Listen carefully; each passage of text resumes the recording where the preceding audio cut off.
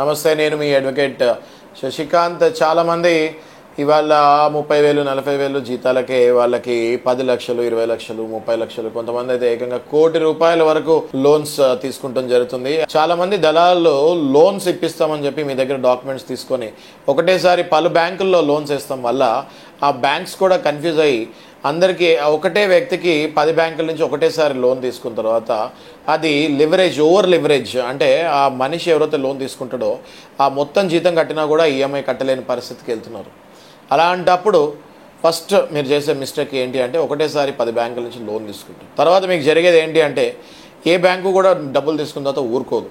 ఆ తర్వాత కలెక్షన్ వాళ్ళు మీ మీద పడి, లేకపోతే మీ ఇళ్ళ దగ్గరికి వచ్చి మీ పరువు తీస్తాము, లేకపోతే మీ భార్యలతోటి లేకపోతే మీ పిల్లలతోటి అసభ్యంగా కనుక ప్రవర్తిస్తే మాత్రం డెఫినెట్గా మీరు డిప్రెషన్కి లోన్ అవ్వకుండా దాన్ని ఎలా ఎదుర్కోవాలో లీగల్గా మేము మీకు సజెషన్స్ ఇస్తాం.